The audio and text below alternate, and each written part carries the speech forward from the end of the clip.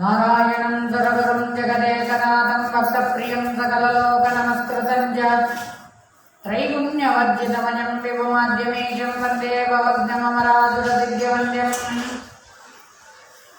आपादमौलिपर्यन्तं गुरूणाम् आकृतिं स्मरेत् तेन विघ्नाः प्रणश्यन्ति सिद्ध्यन्ति च मनोरथाः। वेदे रामायणे चैव पुराणे भारते तथा आदावन्ते च मध्ये च विष्णो सर्वत्र गीयते। श्री गुरुभ्यो नमः। अस्मद्गुरुसमारम्भां टीकाकृत्पादमध्यमाम् श्रीमदाचार्यपर्यन्तां वन्दे गुरुपरम्पराम्। सत्याविघ्नकराब्जोत्तान् पञ्चाशद्वर्षपूजकान् सत्यप्रमोदतीर्थार्यान् अविन्याय सुधारतान्। बन्धुत्वं वररिष्टदैवतमिते तत्पादपङ्केरुहम् प्राप्तं मां परिपालयेति सततं याचे निबद्धाञ्जले। चित्तन्मद्गुणदोषचिन्तनविदो नमः सत्यात्माख्यगुरोत्तरं विद्वान् मे सद्गतिः वेदेषु निसत्पादा देवा सम्प्राप्तवैभवान् यादवान्यान्वरसुधान् टीकाकारान्वयं नमः। पृथ्वीमण्डलमध्यस्था पूर्णबोधमतानुगा वैष्णवा विष्णुहृदये तां नमस्ते गुरुं नमः। श्रीगुरुभ्यो नमः। हरिः ओं हरिः ओं हरिः ओं। श्रीगुरुभ्यो नमः हरिः ओं।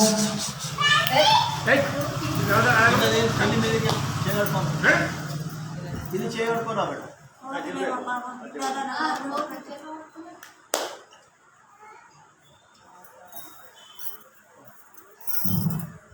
దేవతలందరికీ కూడా స్వామి అయినటువంటి బ్రహ్మదేవుడు ఎప్పుడైతే చెప్పగానే ఆ వాసుకికి మిగిలిన సర్పాలందరికీ కూడా చాలా సంతోషం కలుగుతుంది అనేటటువంటిదంతా కూడా పూర్వవృత్తాంతం లోపల తెలుసుకున్న తర్వాత శౌనకుల వారు సూతాచార్యుల వారికి సూత కుమారుల వారికి అడుగుతున్నారు కదా, ఈ విధంగా స్వామి జన్మేజయుడు తన మంత్రులతోని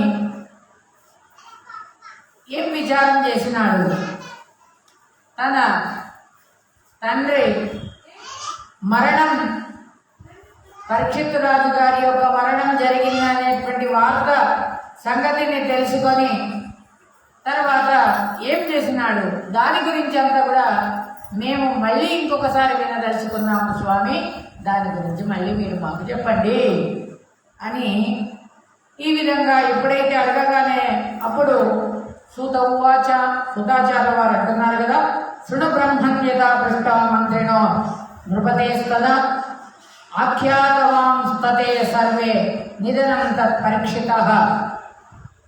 ఓ బ్రాహ్మణ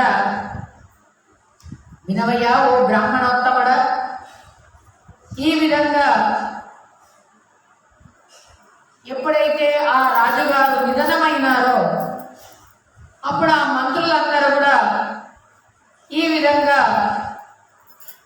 వాళ్ళు మాట్లాడుతున్నారు. అప్పుడు జన్మేజయుడు అడుగుతున్నారు కదా, మా తండ్రి నిధనానికి కారణమేమి అని, ఏ విధంగా వాళ్లకు ఆ యొక్క మృత్యు ప్రాప్తించింది అనేటటువంటిది నాకు తెలియాలి, అది మీ ముఖ కమలం నుండి నేను వినదలుచుకున్నాను, సంపూర్ణంగా నాకు దాని గురించి చెప్పండి, నేను అది వినదలుచుకున్నాను స్వామి.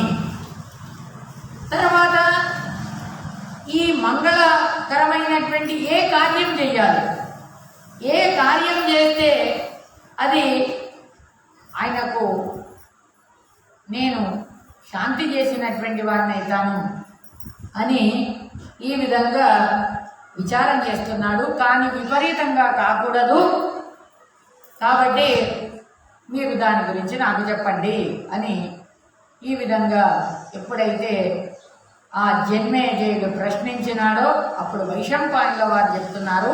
అదే విషయాన్ని సూతాచార్యుల వారు శౌనకాది ఋషులందరికీ కూడా నైమిషారణ్యం లోపల ఉపదేశం చేస్తున్నారు. ఓ మహాత్ములారా, ఈ విధంగా ఆ రాజు ఈ విధంగా ప్రశ్నించగానే సర్వధర్మాలను తెలుసుకున్నటువంటి ప్రాజ్ఞులైనటువంటి ఆ యొక్క మంత్రులందరూ కూడా జన్మేజయుల వారిని గురించి ఈ విధంగా మాట్లాడుతున్నారు. ఓ మహారాజన్, మీ తండ్రి యొక్క ఆకృతిని, వాళ్ళ యొక్క చరిత్రను అంతా కూడా మేము చెప్తాం వినవయ్యా అని అంటున్నారు. మంత్రులందరూ కూడా అంటున్నారు కదా, నీ తండ్రి ఎలాంటి వాడంటే ఆయన ధర్మాత్ముడైనటువంటి వాడు. పరీక్షిత్ మహారాజు గారు ఈ విధంగా చాలా ధర్మాత్ముడైనటువంటి వాడు, మహాత్ముడైనటువంటి వాడు, ప్రజాపాలకుడైనటువంటి వాడు. నీ తండ్రి అందరినీ కూడా తన కుమారుల్లాగా చూసేటటువంటి వాడు. చాతుర్వర్ణ్యం, ఈ బ్రాహ్మణ క్షత్రియ వైశ్య శూద్ర ఈ 4 వర్ణాలు ఏవైతే ఉన్నాయో వాళ్ళ ధర్మాలు వాళ్ళు అనుష్ఠానం చేసుకుంటున్నారు. ఈ విధంగా ధర్మము ఈ విధంగా ఆ ధర్మాన్ని రక్షణ చేస్తున్నాడు. ఆయన అతులమైనటువంటి పరాక్రమం కలిగినటువంటి వాడు, కాంతియుక్తుడైనటువంటి వాడు. ఈ విధంగా ఆ భూదేవి ఆమెను కూడా రక్షించినటువంటి వాడు.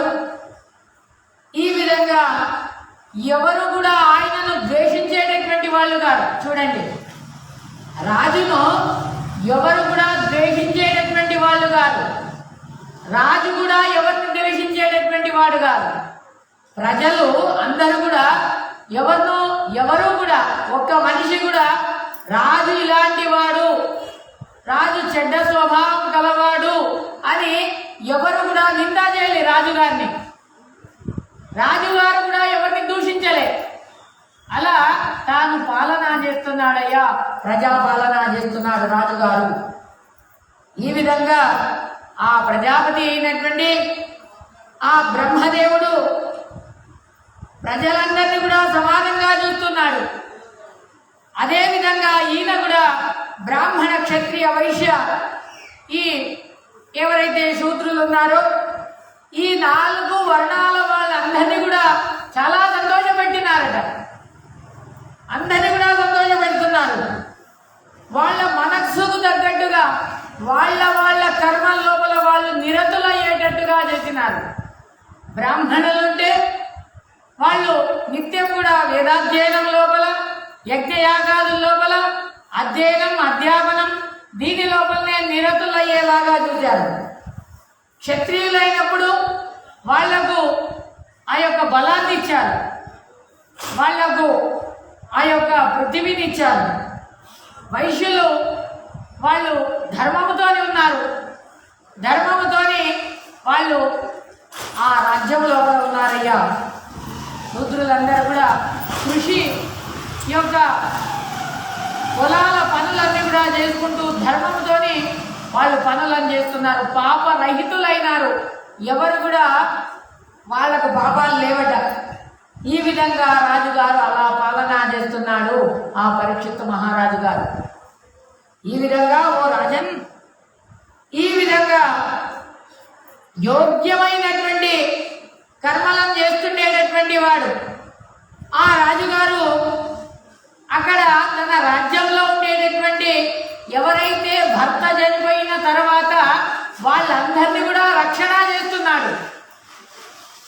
భర్త చనిపోయిన తర్వాత ఏ విధవలైతే ఉంటారో వాళ్ళందరినీ కూడా తాను రక్షణ చేస్తున్నాడు.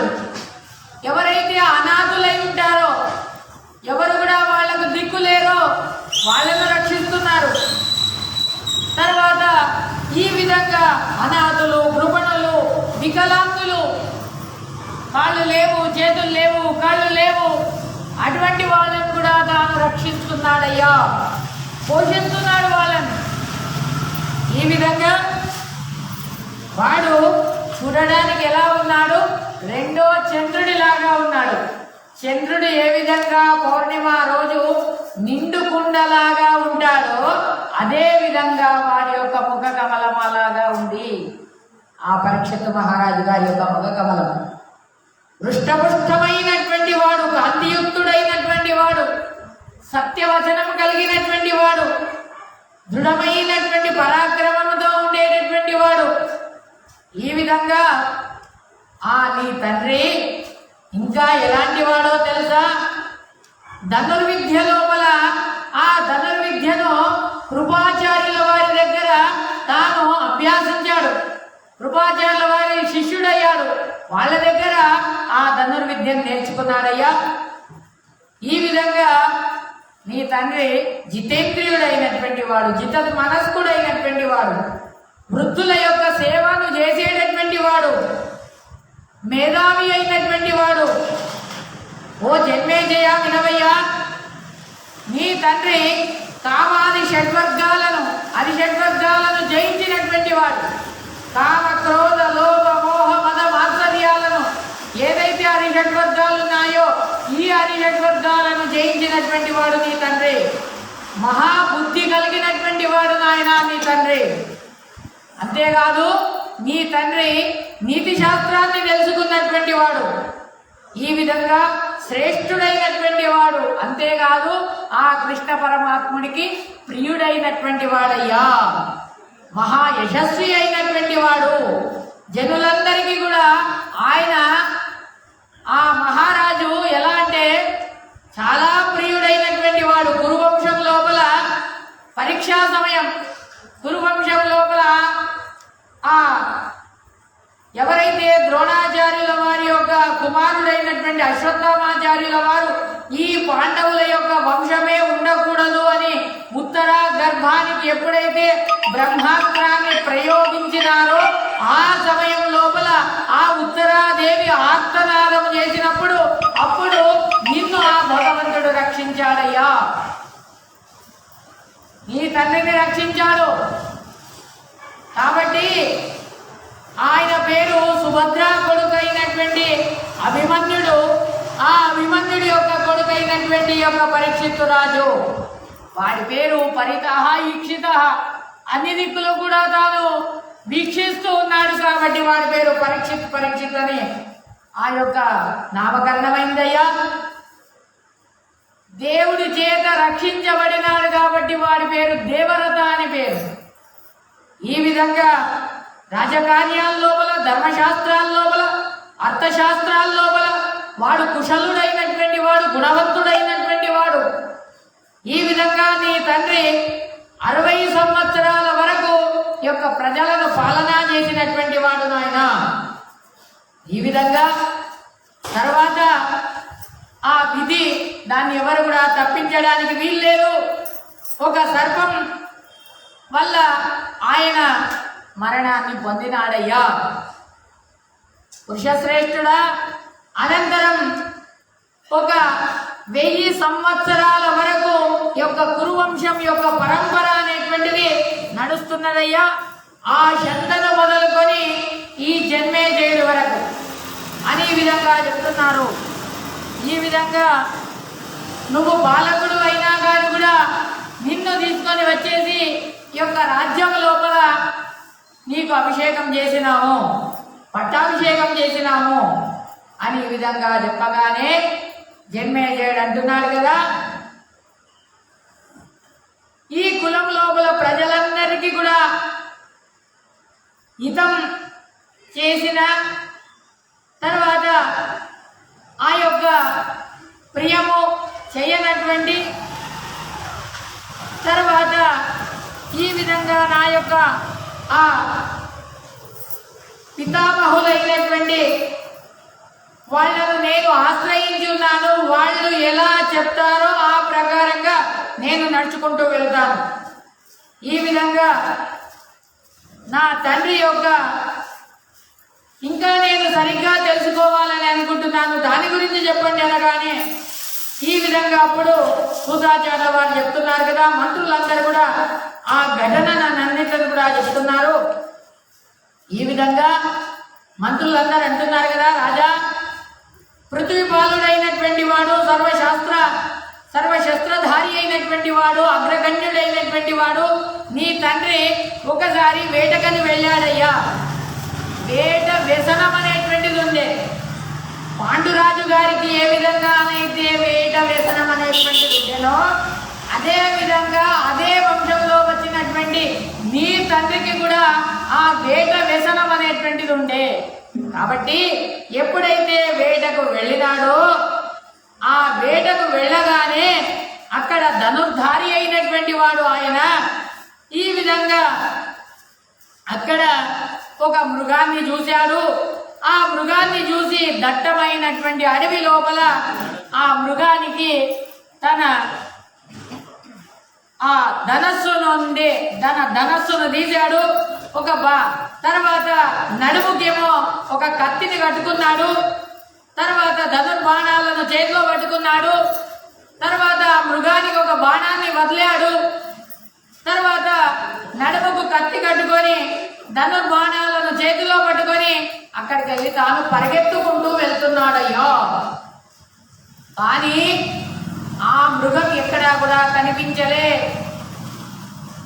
ఆ మృగం ఎక్కడా కూడా కనిపించలే.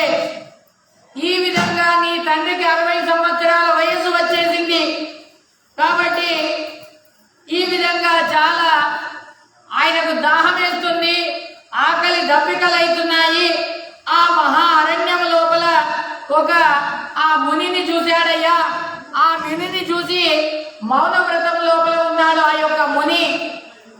ఆ మునిని చూసి ఆ మృగ విషయం లోపల ఆయనను ప్రశ్నించాడు. ప్రశ్నించగానే ఆయన ఏమి కూడా మాట్లాడతలేడు, సమాధి లోపల ఆయన ఉన్నాడు. ఈ విధంగా ఆయన ఉత్తముడైనటువంటి వాడు ఆ యొక్క ఋషి. ఈ విధంగా ఏమి మాట్లాడకపోయేసరికి అక్కడికి వెళ్ళి వస్తున్నాడు. అనంతరం ఆయన ఆయాసంతోనే ఉన్నాడు. తక్షణం లోపల కోపం వచ్చేసింది నీ తండ్రి గారికి. అప్పుడు ఏం చేశాడు, ఆ మౌన వ్రతధారి అయినటువంటి ఆయనకు ఆ మునికి కోపముతోని తాను ఈయనకు అవమానం చేద్దామని అప్పుడు ఓ భరత సత్తమా వినవయ్యా, అక్కడ ఏదైతే ఆ చనిపోయినటువంటి మృత సత్వాన్ని తన ఆ బాణం యొక్క తుదికి పెట్టుకొని దాన్ని ఆ యొక్క ఋషి మెడ లోపల వేశాడయ్యా.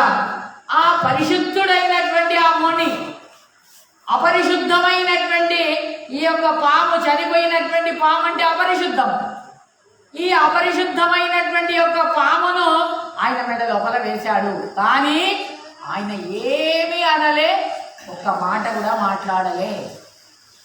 ఈ విధంగా ఆ ధర్మాత్ముడు ఆ రాజుగారికి ఏమి కూడా అనలే. నీకు మంచిది జరగని, చెడుది జరగని, కోపం రాలే, ఏమి రాలే అని అలాగే కూర్చున్నాడయ్యా. మంత్రులందరూ కూడా ఈ విధంగా అంటున్నారు కదా, ఓ రాజేంద్ర, ఈ విధంగా ఎప్పుడైతే ఆయన మెడ లోపల పామును వేశారో తాను తిరిగి హస్తినాపురానికి, తన అంతఃపురానికి చేరుకున్నారు. మహాకీర్తివంతుడైనటువంటి గోవు లోపల జన్మించినటువంటి ఆ యొక్క శృంగి, ఆ శృంగి అనేటువంటి ఆ కుమారుడు ఒకసారి తాను మహా తేజస్వి అయినటువంటి వాడు, అంతేకాదు మహా కోపంతో ఉండేటటువంటి వాడు, అంతే శక్తి గలవాడైనటువంటి వాడు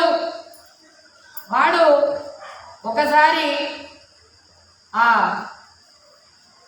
బ్రహ్మదేవుని యొక్క అనుమతిని తీసుకొని ఈ విధంగా నా తండ్రికి అవమానం జరిగిందే అని తెలుసుకొని ఈ విధంగా ఎవరైతే తన తండ్రి మెడ లోపల పామును వేశారో వాళ్ళకు శపించారు నాయన.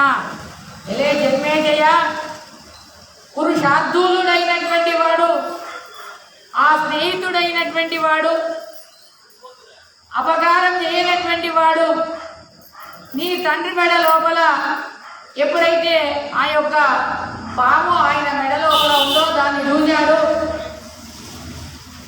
ఓ రాజా, తపస్వి అయినటువంటి వాడు, మహాత్ముడైనటువంటి వాడు, మునిశ్రేష్ఠుడు అయిన జితేంద్రుడైనటువంటి వాడు, శుద్ధుడైనటువంటి వాడు, అద్భుత కర్మలను చేసేటటువంటి వాడు, మహా సామర్థ్యం కలిగినటువంటి వాడు, తపస్సుతోని మనస్సుతోని తాను ఏదంటే అది చేయగలిగేటటువంటి సామర్థ్యం గలవాడు, వేదాంగాల్లో అన్ని కూడా తాను నిరతుడైనటువంటి వాడు, అంతేకాదు మంచి ఆచారవంతుడైనటువంటి వాడు, మంచి మాటలను కలిగినటువంటి వాడు, మంచి స్థైర్యం కలిగినటువంటి వాడు, విషయాసక్తుడైనటువంటి వాడు, ఈ విధంగా క్షుద్రతనం లేనటువంటి వాడు, అసూయ లేనటువంటి వాడు, పరులను నిందా చేయనటువంటి వాడు, ఈ విధంగా వృద్ధుడైనటువంటి వాడు, మౌన వ్రతాన్ని ధరించేటటువంటి వాడు, అందరి ప్రాణులందరికీ కూడా ఆశ్రయదాత అయినటువంటి వాడు, ఈ విధంగా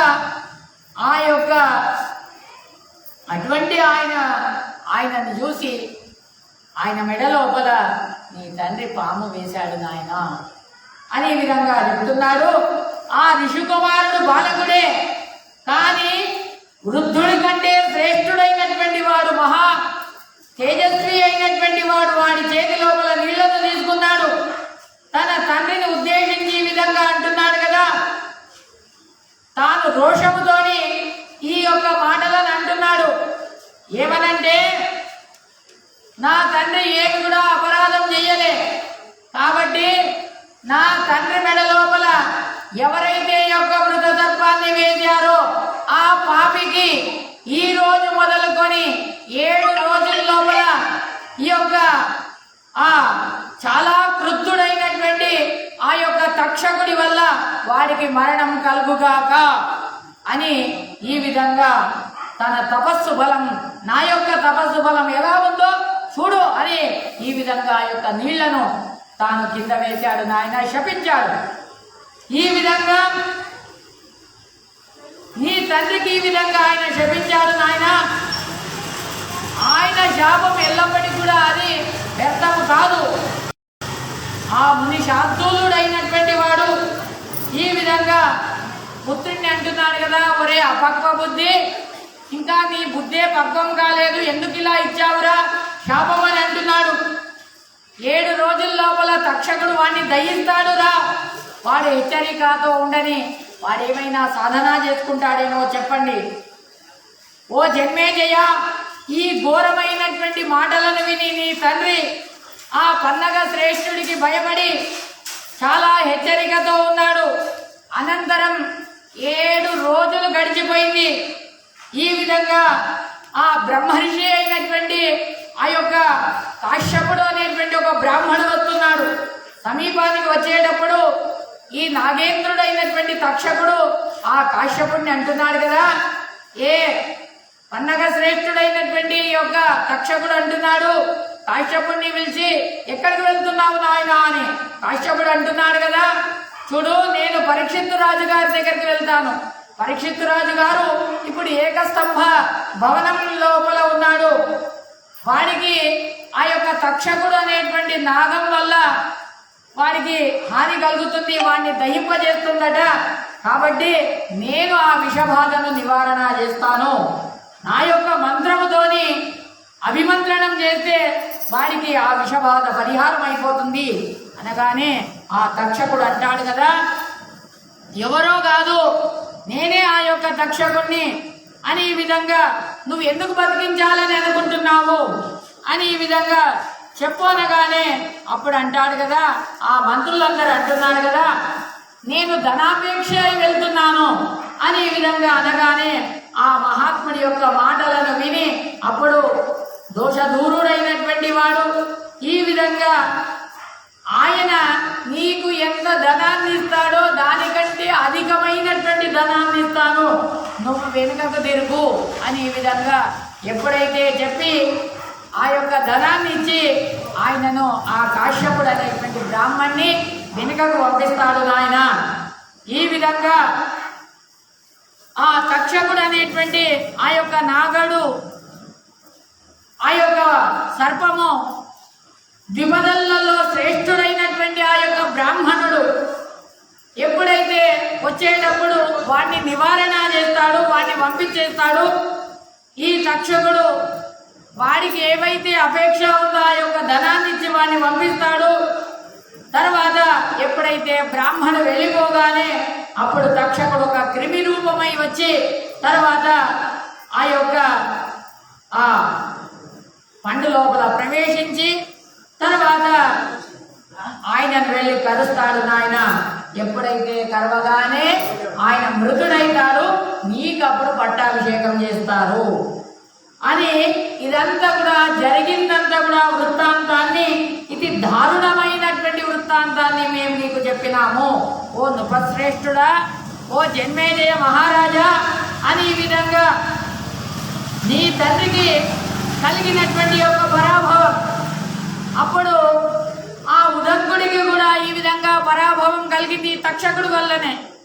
ఎందుకొరకంటే ఆ ఉదంకుడు తాను ఆ పౌష్యరాజు గారి యొక్క భార్య దగ్గర ఉండేటటువంటి కుండనాలను తీసుకొని తన గురుపత్నికి అందించాలని వెళ్ళేటప్పుడు ఆ తక్షకుడు దాన్ని దొంగలించుకొని వెళ్తాడు. దొంగలించుకొని వెళ్ళి తర్వాత ఆ యొక్క తాను అక్కడికి వెళ్ళి తీసుకొని రావడానికి చాలా ఆలస్యమవుతుంది ఆ ఉదంకుడికి. కాబట్టి ఈ విధంగా అప్పుడు ఆ ఉదంకుడు కూడా చాలా ఈయనకు బలవంతం చేస్తాడు ఈ జన్మేజయుడికి. ఏమనంటే నువ్వు తప్పకుండా ఆ సర్పయాగం చెయ్యు చెయ్యు చెయ్యు అనే విధంగా చెప్పి ఆ తక్షకుడు మరణం చెందాలి అని చెప్పి చెప్తాడు. అదే విధంగా ఆయన ఒక రీతిగా చెప్తున్నారు, ఇక్కడ మీరందరూ కూడా ఈ విధంగా చెప్తున్నారు కాబట్టి తప్పకుండా వారి యొక్క మరణం సత్యమే. ఇప్పుడు మనం ఏం చేయాలి, ఏం చేస్తే వాడికి మరణం ప్రాప్తమవుతుంది అనే విధంగా తెలుసుకున్నటువంటి వాళ్ళు అవుతారు. జన్మేజయుడు అంటున్నాడు కదా, ఈ విషయాన్ని ఎవరు తెలుసుకున్నారు? మరి ఈ విధంగా మీరు చెప్తున్నారు కదా, నిర్జనులైనటువంటి జనులే లేనటువంటి యొక్క అరణ్యం లోపల ఈ పన్నగ శ్రేష్ఠుడికి తక్షకుడికి జరిగినటువంటి ఈ యొక్క పన్నగ శ్రేష్ఠుడైనటువంటి తక్షకుడికి మరియు యొక్క కాశ్యపుడికి జరిగినటువంటి సంభాషణను ఎవరి ద్వారా తెలుసుకున్నారు? మీకు ఎలా తెలిసింది? ఇదంతా కట్టుకథనా అని జన్మేజయుడు అడగగానే అప్పుడు ఆ యొక్క మంత్రులందరూ కూడా అంటున్నారు కదా, కాదు స్వామి అని అంటున్నారు. ఈ విధంగా అప్పుడు వాళ్ళందరూ కూడా చెప్తున్నారు కదా, ఓ రాజన్ వినవయ్యా అని ఈ విధంగా ఆ యొక్క మంత్రులందరూ కూడా చెప్తున్నారు కదా. ఆ యొక్క అడవి లోపల ఒక వనచారి అయినటువంటి వాడు, అంటే వనము లోపల తిరిగేటటువంటి వాడు, కట్టెలను కొట్టేటటువంటి వాడు ఏం చేశాడు, ఒక పెద్ద వటవృక్షం కింద వటవృక్షాన్ని ఎక్కి కట్టెలను కొడుతున్నాడు. ఏ వటవృక్షం? ఈ తక్షకుడు ఏ చెట్టుకైతే కాటు వేశాడో ఆ చెట్టు మీదనే వాడు కట్టెలను కొడుతున్నాడు. ఎండిపోయిన మొద్దును వాడు కొడుతున్నాడు. ఆ కొట్టేటప్పుడు అక్కడ ఈ తక్షకుడికి మరియు ఈ యొక్క కాశ్యపుడికి ఇద్దరికి అక్కడ సంభాషణ అనేటువంటిది జరిగింది. ఆ జరిగినప్పుడు అప్పుడు తక్షకుడు ఒక్కసారి కాటు వేశాడు. కాటు వేయగానే అప్పుడు ఆ మొత్తము ఆ చెట్టంతా కూడా భస్మీభూతం అయిపోయింది. చెట్టుతో పాటు ఆ చెట్టు మీద ఉండేటటువంటి ఆ వనచారి అయినటువంటి వాడు కూడా దాంట్లో భస్మీభూతం అయిపోయినాడయ్యా ఆ విషాగ్ని లోపల. తర్వాత ఎప్పుడైతే యొక్క ఈ బ్రాహ్మడు మంత్రాన్ని ప్రోక్షణ చేయగానే అప్పుడు మళ్ళీ చెట్టు చిగురించిందో తర్వాత మళ్ళీ ఆ చెట్టు మీద కూర్చున్నాడు, వాడు గొడ్డలి పట్టుకున్నాడు నాయన అని. ఈ విధంగా ఎప్పుడైతే ఆ వార్త చెప్పగానే ఇదంతా కూడా నిజమే. ఎందుకొరకంటే ఆ వనచారి వచ్చి ఆ వనంలో తిరిగే కట్టెలు కొట్టేటటువంటి వాడు వచ్చి అందరికి కూడా వచ్చి చెప్తాడు, స్వామి ఇలా జరిగింది, ఆ తక్షకుడు ఆ యొక్క బ్రాహ్మడు ఇలా వచ్చినారు, నేను కట్టెలు కొడుతున్నాను, ఆ కట్టెలు కొట్టేటప్పుడు ఈ విధంగా జరిగిందని తాను జరిగిందంత వృత్తాంతం అంతా కూడా చెప్తాడు. ఈ విధంగా ఆ మంత్రులు సూతాచార్యుల వారు అంటారు కదా, మంత్రుల యొక్క మాటలను విని జన్మేజయుడు చాలా దుఃఖంతోని ఆర్తనాదం చేస్తాడు. చేతులలో చేతులను పెట్టుకుంటాడు. చాలా ఏం చేస్తాడు. ఈ విధంగా ఆ పద్మనేత్రుడైనటువంటి వాడు తాను విచారం చేస్తాడు, ఏం చెయ్యాలి, ఏం చేస్తే నాకు మేలు జరుగుతుంది అని తాను విచారం చేస్తాడు. విచారం చేసి ఈ విధంగా రోధన చేస్తాడు. చాలా దుఃఖముతోని ఉంటాడు. అప్పుడు ఆ మంత్రులందరినీ కూడా పిలుస్తాడు కదా, నా తండ్రి స్వర్గ గమనానికి కారణాన్ని నేను విన్నాను, కాబట్టి ఇప్పుడు నేను ఒక ప్రయత్నాన్ని చేస్తాను. ఇప్పుడు నేను ఈ యొక్క తక్షకుడి వధ జరగాలి, అందుకొరకని ఆ దురాత్ముడే అయినటువంటి ఆ తక్షకుడికి ప్రతీకారం తీర్చుకోవాలి అని యోగ్యమైనటువంటి కాలమే ఇది ఆసన్నమైంది అని తెలుసుకొని తానేం చేస్తాడంటే అప్పుడు అంటున్నాడు కదా జన్మేజయుడు, ఆ శృంగి ఏదో శాపం ఇచ్చిండు. శాపం ఇస్తే తక్షకుడు వచ్చి కరిచిండే అనుకో, కరిస్తే ఆ బ్రాహ్మడు వచ్చి నా తండ్రిని బతికిస్తే ఈయనకు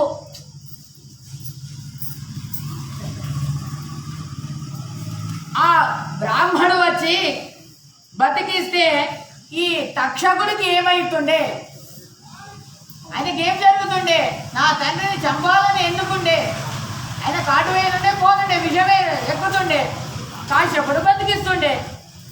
కానీ ఈ విధంగా కశ్యపుడికి లంచం ఇచ్చి పంపించినాడే, వాడు చేసినటువంటిది అధర్మం. కాబట్టి ఈ విధంగా అధర్మం చేసినటువంటి వాళ్ళను ఈ జగత్తు లోపల ఉంచకూడదు, వాళ్ళ నాశనం కావాలి అనేటటువంటిది ఒక దీక్ష పడతాడు. ఈ విధంగా తాను ఆ తక్షకుడే ఉండకూడదు అనేటువంటి ఉద్దేశం చేత తాను ఒక యాగాన్ని తలపెడతాడు. ఉదంకుడిని తలుచుకుంటాడు తన మనస్సు లోపల. ఈ విధంగా ప్రతీకారాన్ని తీర్చుకోవాలి, తన తండ్రికి పూజ చేయాలని అనుకుంటాడు. ఈ విధంగా సంపద్యుక్తమైనటువంటి ఆ యొక్క రాజుగారు మంత్రులతోని అనుమోదితమై సర్పయాగానికి చాలా సిద్ధత చేసుకుంటాడు. ఈ విధంగా బ్రాహ్మణులందరినీ కూడా పిలుస్తాడు, ఋత్వికులందరినీ కూడా పిలుస్తారు. అక్కడ వసుధాధిపతి అయినటువంటి ఆ యొక్క పరీక్షిత్తు రాజు గారి యొక్క కుమారుడైన ఆ జన్మేజయుడు వాక్య సంపన్నుడైనటువంటి వాడు. ఆ జన్మేజయుడు అప్పుడు పురోహితులను పిలుస్తారు, ఋత్వికులను పిలుస్తారు. శ్రేష్టమైనటువంటి అర్థగర్భితమైనటువంటి మాటలతోని మాట్లాడుతున్నాడు ఆ యొక్క జన్మేజయుడు. ఈ విధంగా ఆ దురాత్మకుడైనటువంటి ఆ యొక్క కశ్యపుడు నా తండ్రిని దహించినాడో వానికి నేను ప్రతీకారం తీర్చుకోవాలని అనుకుంటున్నాను, మీరేం మాట్లాడతారు చెప్పండి అని అక్కడ ఉండేటటువంటి ఋత్వికులను పురోహితులను అడుగుతున్నారు. ఈ విధంగా ఏ కర్మ చేస్తే, దేన్ని ఆచరిస్తే ఆ తక్షకుడికి బాధ కలుగుతుంది, ఆ తక్షకుడి బాధ కలగడమే కాదు వాడు అగ్ని లోపల పడతాడు. ఈ విధంగా నా తండ్రి ఆ విషాగ్ని లోపల దగ్ధమైనాడే, వాడు కూడా ఆ యొక్క విషాగ్ని లోపల దగ్ధం కావాలి అని ఈ విధంగా ఆ యొక్క ఆ జన్మేజయుడు అంటున్నాడు. ఋత్వికులందరూ కూడా అన్నారు కదా, స్వామిన్ ఓ రాజా, ఆ ఉద్దేశంతో దేవతలతో నిర్మితమైనటువంటి ఒక పెద్ద యాగం ఉన్నది స్వామి. ఆ యాగము సర్పసత్ర యాగం అనేటువంటిది అది పెద్ద ప్రఖ్యాతమైనటువంటిది, అది పురాణాలలో కూడా చెప్పబడ్డటువంటిది అని ఈ విధంగా వేరే వేరే వాళ్ళు దాన్ని ఆచరణ చేసినటువంటి వాళ్ళని ఈ విధంగా పౌరాణికులందరూ కూడా దాన్ని చెప్తారు. స్వామి ఆ యాగం గురించి ఆ విద్య గురించి అంతా కూడా మాకు తెలుసు అని ఆ ఋత్విజులందరూ కూడా అంటున్నారు. ఈ విధంగా అనగానే అప్పుడు సుతాచార్యుల వారు అంటున్నారు కదా, ఓ బ్రాహ్మణ శ్రేష్ఠులారా, ఈ విధంగా ఆ తక్షకుడు ఆ జ్వలించేటటువంటి అగ్ని లోపల వాడు ప్రవిష్టుడు కావాలి, వాడు పడాలి, నేను చూడాలి దాన్ని అని అంటున్నాడు. ఈ విధంగా అనంతరం మంత్రవేత్తలైనటువంటి ఆ యొక్క కర్మం తెలిసినటువంటి వాళ్ళను బ్రాహ్మణులను పిలిపిస్తారు. తర్వాత దానికి కావలసినటువంటి సామగ్రిలు ఏమేమైతే సామగ్రిలు కావాలనో ఆ మంత్రాలు, ఎటువంటి పాము వచ్చినా కానీ కూడా, కాటు వేసినా కానీ కూడా వాళ్ళకి ఏమి కావద్దు, అటువంటి ఆ మంత్రం తెలిసినటువంటి బ్రాహ్మణులు ఉండాలి అక్కడ. ఆ కూర్చుండేటటువంటి వాళ్ళు మంత్రవేత్తలు, ఆ ఋత్వికులు, అటువంటి వాళ్ళు ఉండాలి. అటువంటి వాళ్ళని పిలిపించాడు. ఈ విధంగా ఆ జన్మేజయుడు ఈ విధంగా దానికి ఏమేమైతే సామగ్రిలు కావాలన్నా అవన్నీ కూడా తెప్పించాడు. ఓ బ్రాహ్మణ శ్రేష్ఠుడా, శాస్త్రోక్త విధానంగా యజ్ఞశాలను నిర్మాణం చేశాడు. యజ్ఞశాల ఎంత ఉంది అంటే 1 యోజనం మట్టుకు పెద్దదైనటువంటి యజ్ఞశాల అది నిర్మాణం అయిపోయిందట భూమి మీద అంతా కూడా. ఈ విధంగా జ్ఞానులందరూ కూడా అక్కడ వచ్చినారయ్యా. విద్య పారంగతులైనటువంటి ఆ యొక్క ఋత్విజులందరూ కూడా పరమ సమృద్ధితోని కూర్చున్నటువంటి వాళ్ళు, విద్వజ్జనులైనటువంటి వాళ్ళు, ఈ విధంగా ధనధాన్యాలతో కూడినటువంటి వాళ్ళు ఈ విధంగా యజ్ఞశాల దగ్గరికి వచ్చినారు. యజ్ఞశాల అంతా కూడా నిర్మితమైంది. రాజుగారిని యజ్ఞ దీక్షితుల్లాగా చేశారు, ఆయనను కూర్చుండబెట్టారు. ఈ విధంగా ఆ సర్పసత్రం ఆ యాగం నడవాలి. ఈ విధంగా సందర్భం లోపల ఆ మొదలే ఒక విఘ్నం రావాలి కదా, దానికి ఎందుకొరకంటే ఈ యాగం ఆగిపోతుంది, ఇది పూర్తి కాదని చెప్పడానికి కొరకని ఆ వాస్తు విద్యా విశారదుడైనటువంటి మేధావి అయినటువంటి స్థపతి అనేటటువంటి వాడు అక్కడికి వచ్చి వాడు వృద్ధ సారథి మూలకంగా ఈ యొక్క మాటలను చెప్తున్నాడు. స్వామి, మీరు ఏ ఉద్దేశంగానైతే ఆ తక్షకుణ్ణి ఈ యొక్క అగ్ని లోపల వేసి దహింపజేయాలని అనుకుంటున్నారో మీ సంకల్పం పూర్తి కాదు అని అంటున్నారు. ఈ విధంగా ఒక బ్రాహ్మణుడి నిమిత్తంగా ఈ యొక్క యజ్ఞం అనేటువంటిది ఆగిపోతుంది, ఇది సమాప్తి కాదు అని అంటున్నాడు ఆ స్థపతి. ఈ విధంగా చెప్పగానే తర్వాత ఆ యజ్ఞ దీక్ష, సరే యజ్ఞ దీక్షకైతే సిద్ధమైనారు. ఈ విధంగా సారథి చెప్తే మనకు మాటలు ఎందుకు, మనం యజ్ఞ దీక్ష కూర్చుందామని అనుకున్నారు, యజ్ఞ దీక్ష కూర్చున్నారు. ఈ విధంగా శాస్త్ర విధానం చేత కర్మ ప్రారంభమైంది. యాజకులందరూ కూడా తమ తమ కర్మల లోపల వాళ్ళు నిరతులైనారు. అందరూ కూడా కృష్ణాంజనాలను ధరించినటువంటి వాళ్ళు. ఈ విధంగా ధూమ సహితంగా తర్వాత ఈ విధంగా మంత్రపూరితమైనటువంటి అక్కడ అగ్ని లోపల ఆహుతి వేస్తున్నారు. ఈ విధంగా హోమం ప్రారంభమైంది. ఆ సమయం లోపల వాళ్ళ అగ్నిముఖం లోపల అన్ని సర్పాలను ఆహ్వానం చేస్తున్నారు. ఆహ్వానం చేసేటప్పుడు అగ్ని లోపల అన్ని సర్పాలు వచ్చి పడుతున్నాయ్యా. ఈ విధంగా ఆ ఒక్కొక్క సర్పాలు ఒక్కొక్కటి పెద్ద పెద్ద చుట్టలు చేసుకొని దాంట్లో పడుతున్నాయట. ఇన్నో కొన్ని సర్పాలన్నీ కూడా అక్కడిక్కడ అవి వెళ్తూ అందులో వచ్చి పడుతున్నాయి. కొన్ని సర్పాలు ఏడుస్తూ పడుతున్నాయి. కొన్ని సర్పాలన్నీ కూడా తన తలలను కింది చేసి తోకను మీదికి చేసి పడుతున్నాయి. ఈ విధంగా అగ్ని లోపల వెళ్ళి పడ్డాయి. ఇంకా కొన్ని సర్పాలు తెల్లనైనటువంటి సర్పాలు పడ్డాయి. తర్వాత నల్లవర్ణంతో ఉండేటటువంటి సర్పాలు పడ్డాయి. ఎర్రవర్ణంతో ఉండేటటువంటి సర్పాలన్నీ కూడా పడ్డాయి. తర్వాత ఆ వయస్సు అయినటువంటి సర్పాలన్నీ కూడా పడ్డాయి. శిశువు అయినటువంటి సర్పాలన్నీ కూడా పడ్డాయి. బైర నాదవం చేసుకుంటూ వస్తూ ఆ యొక్క ఆ అగ్ని లోపల పడుతున్నాయ్యా. తర్వాత ఒక కోసంత దూరంగా ఉండేటటువంటి పొడవైనటువంటి సర్పాలన్నీ కూడా దాంట్లో పడ్డాయి.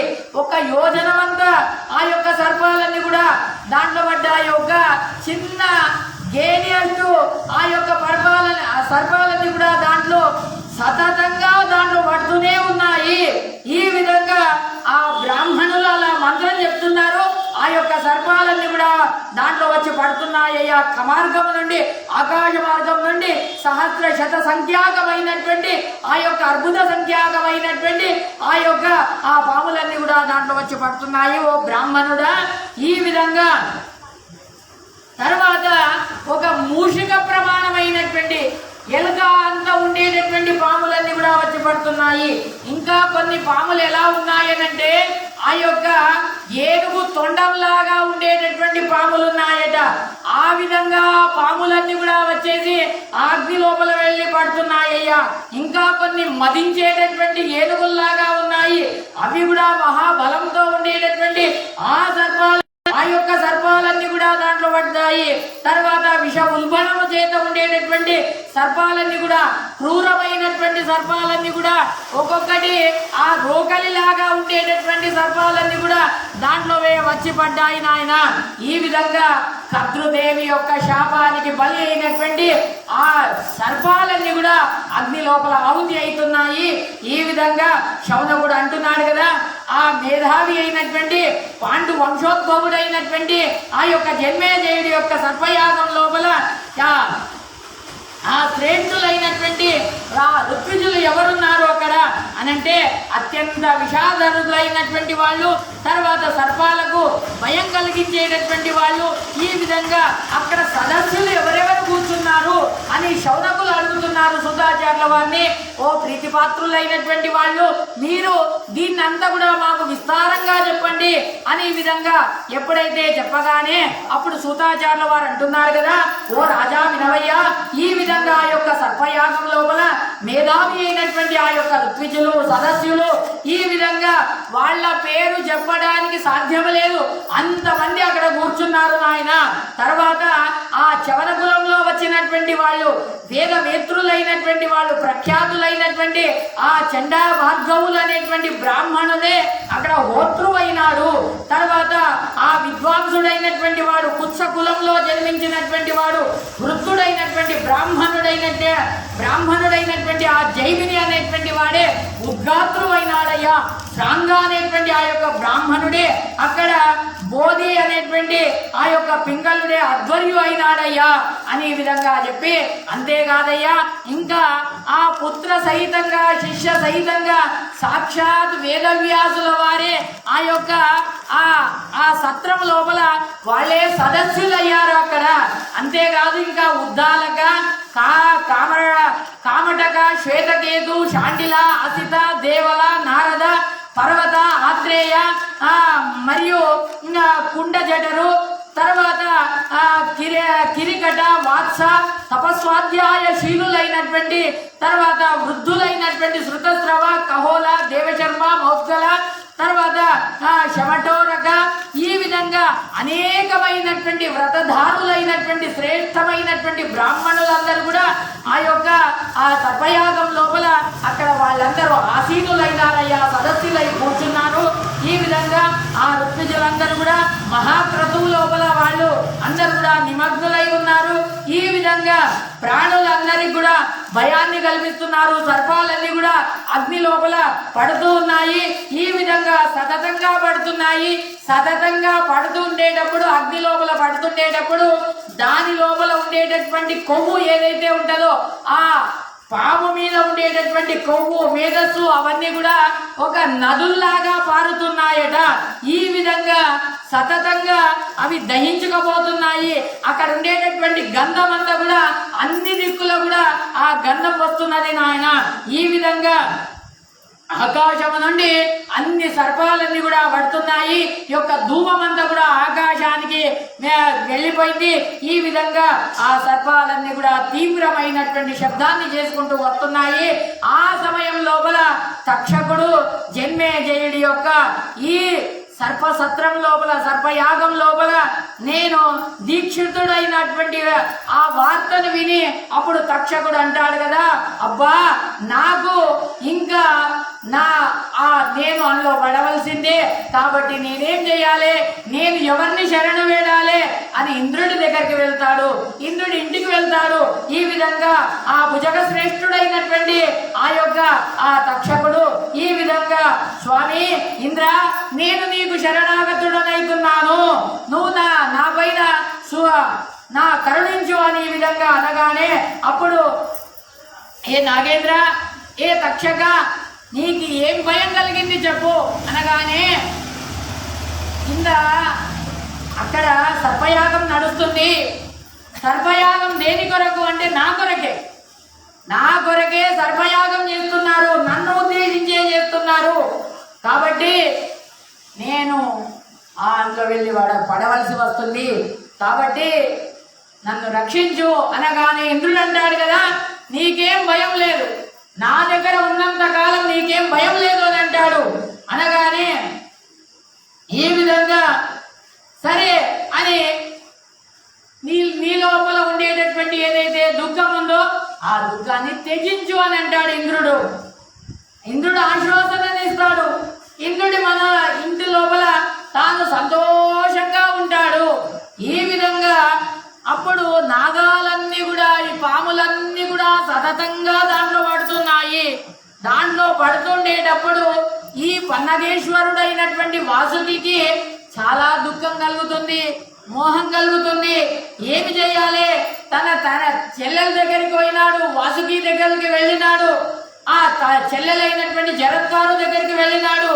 ఆ వాసుకి అంటున్నాడు కదా, ఓ మంగళ స్వరూపురాలైనటువంటి ఓ జరత్కారు, నీ శరీరం నుండి పుట్టినటువంటి వాడున్నాడే, ఈ విధంగా మాకు దిక్కు తోచట్లేదు, మేమందరం కూడా నాశనమయ్యేటటువంటి సమయం దగ్గరికి వచ్చింది. ఈ విధంగా నా కళ్ళ దృష్టి కూడా హీనమైపోతుంది, ఎప్పుడు పడిపోతామో తెలియదు, ఆ దీప్తమైనటువంటి అగ్ని లోపల ఎప్పుడు మేము పడతామో తెలియదు.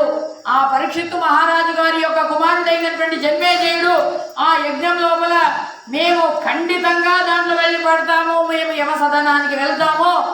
కాబట్టి ఓ చెల్లెలా, ఏ ఉద్దేశంగానైతే నువ్వు జరత్కారు అనేటువంటి ఆ ఋషిని నువ్వు పెళ్లి చేసుకున్నావో ఆ ప్రయోజనం అనేటువంటి ఆ కాలము ఇప్పుడు అది ప్రాప్తించింది.